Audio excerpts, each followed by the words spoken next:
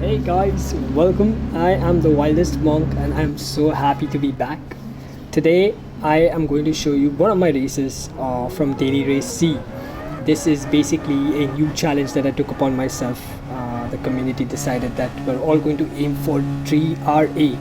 DRA basically meaning that driver rating wise we will be on the higher side rather, and we started DRA. So as we go live with this very exciting race, I am starting P5. Ahead I have a driver from the Netherlands, the Czech Republic, a Croatian and a Spaniard who by the way was really fast, and it was tricky. Since this was my first race, I started with the mediums, not the optimal strategy, but I wasn't sure of how to go about it. So I thought, why not maybe just get an idea of what it's like. And as you can see, I did put in I think very little amount of practice. So we're looking at about like 3 laps of practice, and I straight away headed for the race C. And as you can see, like normally you wouldn't downshift over here, but I had to because of my lack of confidence. But I think as the race progresses, I learned a lot more of what it's like. So starting B5, so far it's been clean, nothing major, no hardcore incidents around us, so we're good. We all know the penalty system is absolutely in shambles, and one small error can lead to a disastrous penalization, which can just totally ruin any effort that you're putting in. But as you can see up ahead, the guys in P2 and P3 are having a battle, and P4 just about squeezes, and with that it definitely gives us opportunity.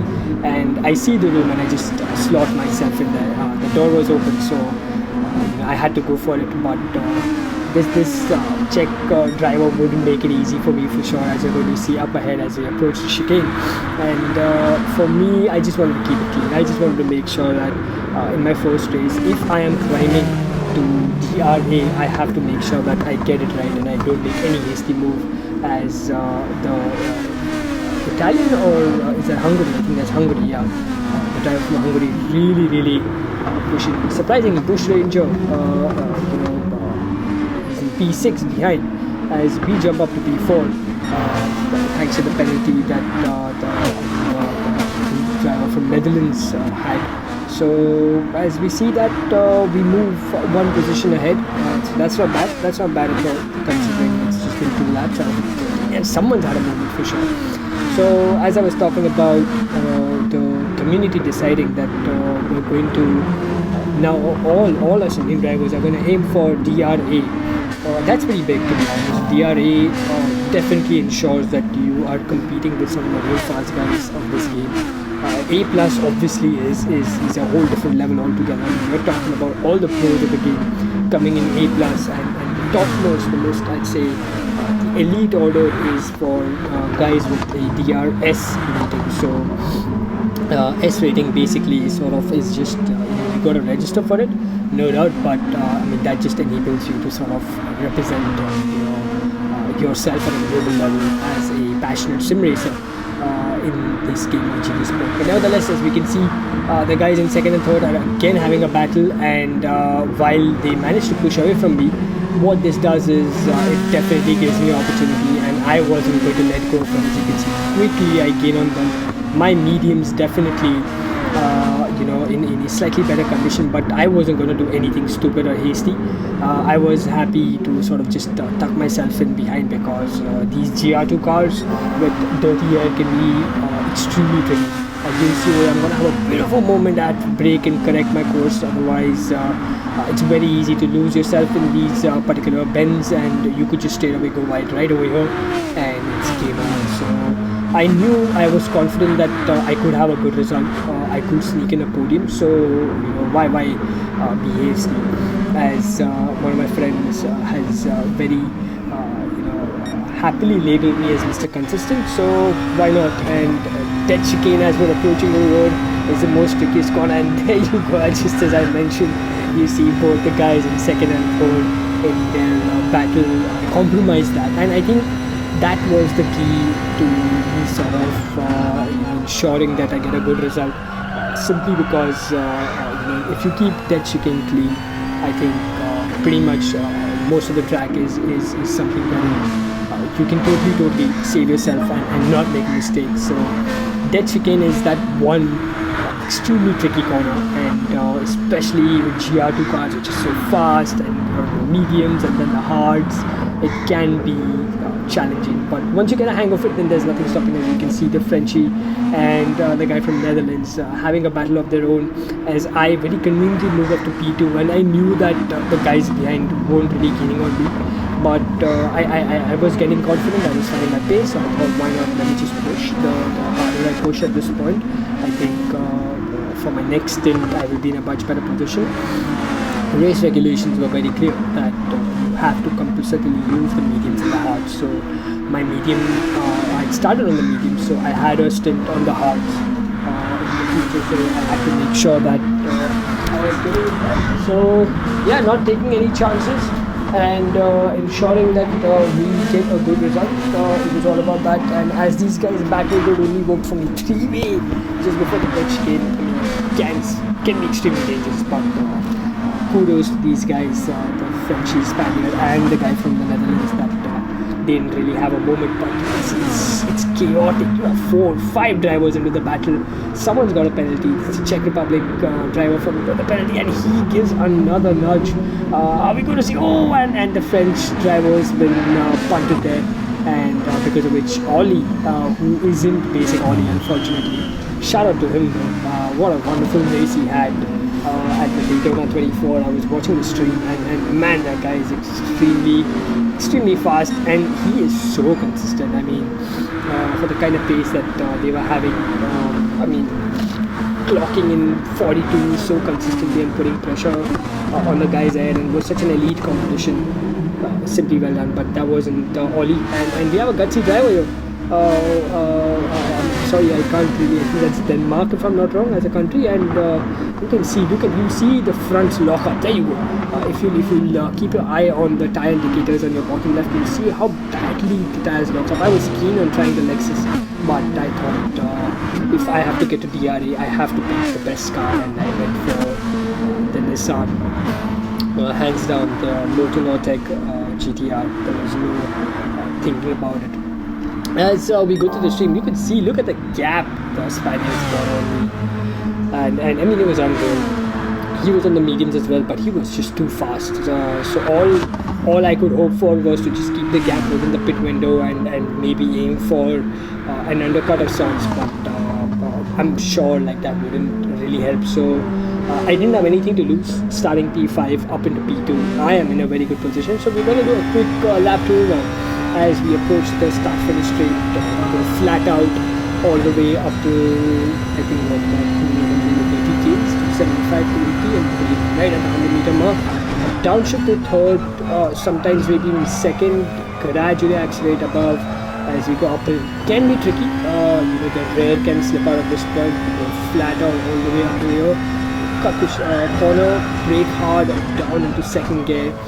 Easy right-hander there, and gives you a good amount of exit. You can carry a lot of curb along with you. Again, these bends can be tricky. If you get it right, this is a very rewarding section because you can gain so much time. I mean, you can gain as much as a second as I just about clipped the curb, but that wasn't a neat one as such. But nevertheless, again, just breaking for the 100 meter board, downshifting to second, easy entry.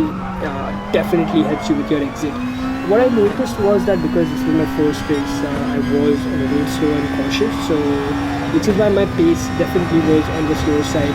That chicane definitely scared me, but there you go. Kept it nice and clean. If your approach to the first half of the chicane is good, the second half you can just simply cut it by going straight. And this corner, it took me a while. The hairpin was the most challenging, I think, part for me. I was struggling to get the hairpin right. I think it was towards the end of my entire series of races that I did to get to DRA as well. I finally got the hairpin right, but till then I was just losing so much time and pace. But nevertheless, I think I was strong to sector 1. Sector 1 and then carrying it up to sector 2 is where I was strong. Sector 3 is where I was losing time. But that was okay. I was in no hurry. I didn't have to really go crazy on the scene, and I just had to make sure that I kept it clean. I didn't do anything ecstatic. So definitely I was feeling good on my mediums, but I knew that I had to eventually box. I tried to see if maybe the leader would box at the end of this lap, but I think the leader doesn't. But I knew that I had to do it because even though my mediums were shot up, I knew I could extract a lot more performance. But because this was my first race, I didn't want to take any chances. And despite the guys behind really battling it out, I wanted to just make sure that I have a good race. As there you go, as I spoke about cutting the second half of the chicane. It's very easy. Dead chicane, quite hyped, no doubt. One mistake, or if you're training someone, that's when dead chicane is legit dead. But other than that, I mean, clean air. This car is an absolute peach. So, do I box at this lap? No, I don't. I thought I would, but the German definitely decides that he needs to box. So, as we are into lap 8.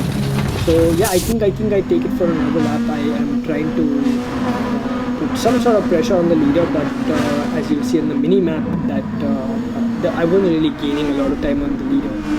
As here we are, the French driver who was behind me at one point is now down in P16. He's going to the pits now. The Spaniards are going to have a bit of a moment.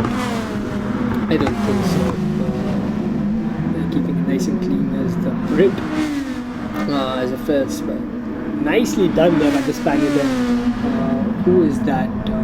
Red on fire, going past Sleep very easily. Though he has a penalty, but that was a good move. And again, the penalty system in this game is so badly broken that I mean, you have to keep it clean, no doubt. But one tiny error can cost you as much as a second of penalty, and it can just completely disturb and absolutely damage the whole process. I mean, you also get negative points if you don't drive well, so you gotta be careful. And when I started at about I think 17,000 yard points, and as I say that, I decide it's enough. I haven't really burned a good amount of fuel though. Should have been slightly lower, but nevertheless, I'm happy being in P5. Yes, I think the Spaniard will pass me. So I'm happy in P5, and I think if I'm not wrong, none of these guys are boxed yet. So on my fresh hards, I get I try to make the undercut on the leader. The leader is not boxed as well. Try to make the undercut now. What really comes into play is can I pass these guys up ahead? Can I make sure that I'm in a much stronger position, because I think the leader was close to about 4 or 5 seconds ahead, if I'm not wrong, before I passed. So as you can see, as I spoke about the bends, they can be so rewarding. Look at the amount of time I am gaining on P4 by just keeping it clean. I'm very much within his toe now, so that toe will definitely help me. And I can brake easily as well. So there you go. The Spaniard goes wide, gives me a better exit as I have a bit of a slide. I'm still trying to get a feel of the hards. It's not easy, this car with hards, and personally for me, I am not a big fan of the hards in this game at all. Tends to feel a lot more stiff, but as you can see out here, I'm chasing him well within his toe. The toe giving me a good 10 k's additional speed. Nicely trail braking and gradually accelerating, as you can see. P1, 2, 3, 4, all of them also. So now, am I getting that undercut? Is that worked successfully? I don't think so. I come back, resume P2, so I'm okay with that. But my gap to the leader definitely has fallen down. So I do have a chance. The leader, Winnie _GTR, will be having cooler tires. So with cooler tires, sorry. And with me on my tires, it's nicely warmed up. I do have a shot, but as I pointed out earlier, the Spaniard was just too fast, and it was absolutely tricky. I still was doing a personal best, but barely by about 4/10, so that wouldn't be enough to sort of really put the Spaniard off. But I think for my first race, to sort of keep it consistent within the 130s, It is slow, but for my first race, as I pointed out, I think that's good. I think that's a decent pace. As I progress into the 129s with the races to come up ahead, and to some extent into the 120s, but majorly the 129s. And I was getting a feel of the hards. I was just seeing, to where can I push. Dead chicane, I was definitely not taking any chances. And beautiful shots by this game. The camera work is absolutely just scintillating. It's hard to believe that this is a game as we are back with some action here. What's going to happen here? Are we going to see some sort of action? I think the Croatian seemed a little aggressive there, but I think it's clean so far, so good. So Ollie's back in P5. That's good. Basic Ollie is at point right now. What is the Czech Republic driver going to do? Brake late? Yes, he tries to brake late, tries to keep it on the outside. Nicely done there as he makes the cutback. So with the cutback, he's done a really good job there. We are looking at a four-way battle up for P5. Ollie makes a punt there, and with that punt, that won't help the Croatian for sure. And what are we seeing now? I think Ollie's trying to point out that he's probably going to make a move down the inside. So his right indicators are flashing. I'm not sure. Yeah, his right indicators are still flashing. So yeah, Ollie, I think he's trying to tell the guy from the Czech that they want to make a move down the inside. So please be careful now. Oh, the Croatian brakes so late, and he runs into the back and very rightfully picks up a penalty. He will not be happy with that. And so will the Czech driver. He will be absolutely pissed off. Oh, and Ollie also has a moment. Everyone. See, that's what I meant, right? That dirty air can be absolutely disastrous now. The Croatian seems very aggressive. He does not look happy as he tries a switchback, and oh my god, he's at. I think he tried something really smart, but that has absolutely destroyed Ollie's race. He will not be happy. That's a 5-second penalty, and I think that's just going to destroy everything. The Spaniard goes past the Czech Republic driver. Now, can he do what the Czech Republic driver did to September? No. He was good. Self-isolated boy was good, but of course, oh, the Spaniard just about is going to run into it. No, sorry, just about there. Oh my god, these GR2 cars can be really tricky.